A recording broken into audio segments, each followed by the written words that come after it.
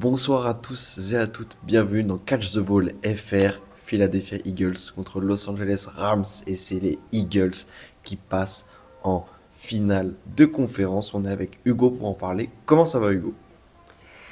Bon, Louis, malheureusement, c'est les Eagles qui s'imposent, mais on va essayer de garder le sourire et se dire que c'est la semaine prochaine qu'ils vont tomber sur plus fort qu'eux. Et toi, comment ça va? Il fait froid, il fait très froid. J'ai attrapé un petit rhume avec toute cette neige là et cette petite clim, mais on peut en parler après le générique. Let's go. Jaden Reed, his second touchdown today. Sneed. It's out. Oh, man. Know your role and shut your mouth. And he was like, I don't care, catch the ball. Hugo, ta note d'abord, j'aimerais bien la savoir pour savoir comment tu qualifies ce match bizarre et quelle note tu lui donnes. Alors, Louis, c'est toi qui as inventé ce type de note, mais là, ça m'arrange bien que tu l'aies fait.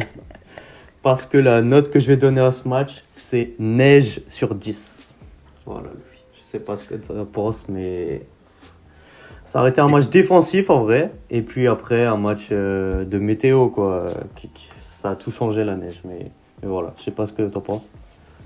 Hugo, c'est quand même fou, quand même, les points communs qu'on a en cette fin de saison. Parce que j'ai mis aussi neige sur 10 dans ma note, dans ma notation, c'est écrit là, à Purée. revoir les conditions météorologiques. Parce que franchement, ne dire que ça n'a pas eu un rôle dans le match, ce serait un peu mentir. Et voilà, il faut faire avec. On sait que ça avantage certaines équipes qui sont plus dans le nord et ça désavantage certaines. Mais du coup, Hugo, ces fumbles là, ils ont été faits à cause de la neige, à cause du froid ou c'est vraiment des mains pas sûres et un manque d'expérience alors que ton quarterback est quand même un des gars les plus expérimentés de la ligue.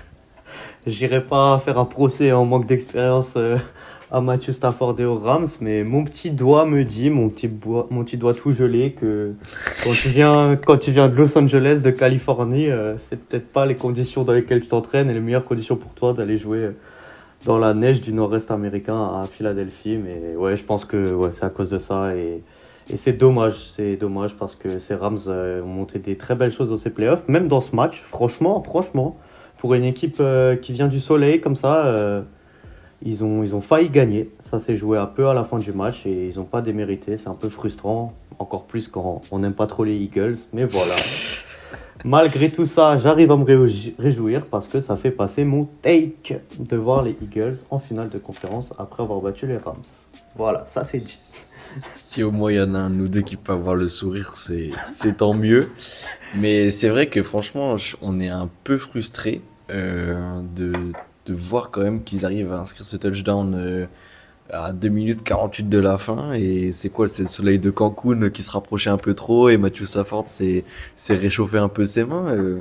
Comment ça se fait qu'il y a un safety, t'es galvanisé, tu reviens à 15-16, tout est possible, et même à 15-19 et même 15-22, il y a que un touchdown d'écart qui peut les mettre devant, et au final, bah, deux fumbles de suite. Ouais, les fumbles, ils font vraiment mal, que ce soit celui de Matthew Stafford. Bon, ça, c'est un petit peu la O-line qui a subi la pression de la grosse blitz des Eagles, et puis surtout ceux de Williams, le running back, qui font vraiment mal. Mais bon, voilà, ça fait partie du jeu, c'est très frustrant pour LA, et c'est au mérite des Eagles, malheureusement, et surtout, moi, ce qui me gêne, c'est le touchdown de Saquon Barkley à la fin, là, où franchement, c'est trop facile pour lui quand on connaît et quand on vante la défense des Rams, là, qui rentrent dans l'histoire. Ils ont fait 16 sacs cette saison. C'est parmi les tops de l'histoire d'une franchise pour des playoffs. Et malheureusement, tu peux pas laisser passer comme ça Saquon Barkley. À la fin, c'était vraiment, en plus, avec Jalen Hurts, pas ouf, hein, blessé, affaire à suivre, on pourra y revenir, mais quand tu sais qu'ils vont que la donner à Barkley et qu'il puisse passer comme ça, il peut y avoir un peu de la frustration à côté LA. On invite d'ailleurs à cet effet Jared Verse dans le podcast qui a bien manifesté qu'il détestait les fans des Eagles et quand il voyait, je sais pas si t'as suivi cette affaire. Ah, pas du tout, Louis, tu parles pas. C'est un O-line numéro 8 qui a été accueilli en gros juste avant le match dans les vestiaires de Los Angeles. Il a dit franchement, tout ce qui est vert et blanc, ça me fait vomir. Quand je vais aller là-bas, je vais être énervé, je vais tout défoncer. Donc quand il est arrivé, il a envoyé des bisous à la foule de Philadelphie qui l'a bien accueilli comme il se doit. Et donc c'est celui qui a beaucoup sacs, je crois qu'il en a deux ou trois dans le match, celui qui faisait les pouces vers le bas, que tu as vu dans les highlights souvent, Ouais. quand il saquait.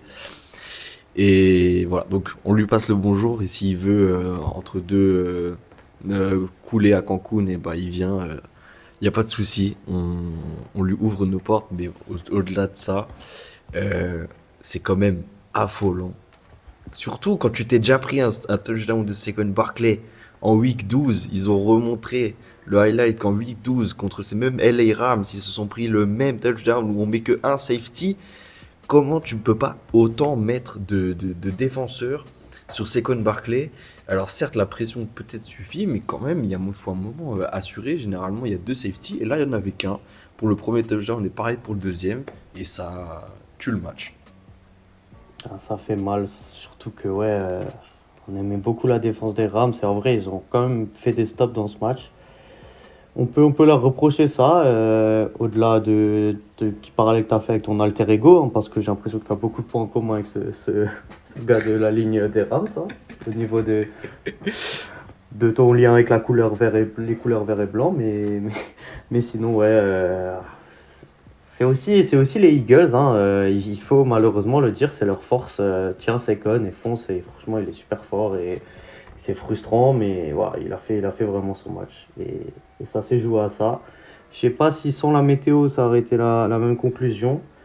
Il n'y aurait pas eu les fumbles, je pense très clairement côté Rams. Mais voilà, malgré tout ça, ils ont quand même réussi à faire des beaux jeux. Et le dernier drive, bon, il y a pas le dernier catch là, je crois que c'est pour Cooper Cup. Mais sinon, juste avant, Puka Nacua, il faisait un catch de dingue qui m'a fait sauter de mon canapé pour tout vous dire.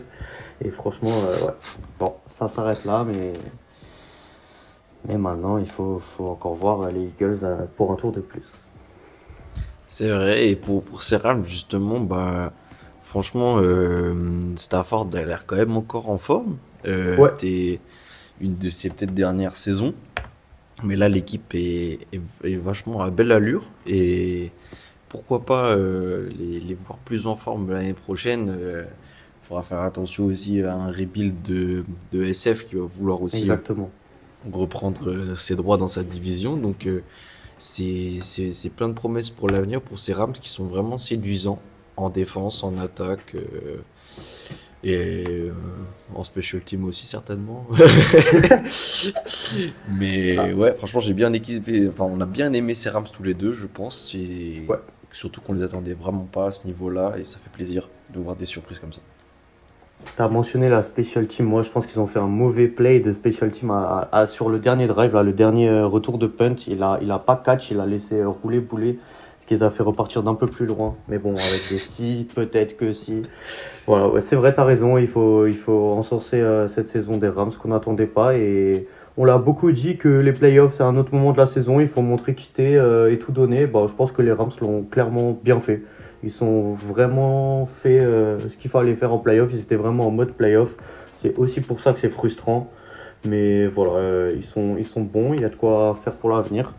T'as tout dit en disant qu'il faudra aussi faire attention aux Niners. Mais pourquoi pas une belle bagarre pour la division NFC West la saison prochaine. Ou encore même une qualif possible au playoff par des postes de wildcard ou quoi. Mais ouais, bravo à ces Rams pour ces playoffs.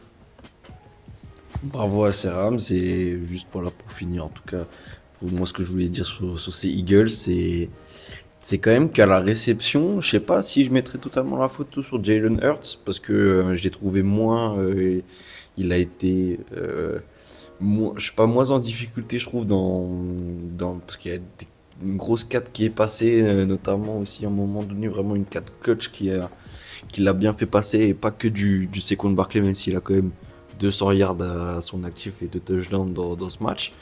Je trouve qu'à la réception aussi, Brown, il a vraiment pas été le receveur dominant qu'il doit être. Et ces Eagles, à la fois je suis partagé parce que une équipe qui avait un très bon running back l'année dernière en la personne de San Francisco a très bien réussi à aller jusqu'à la fin et bon, a connu un mauvais sort.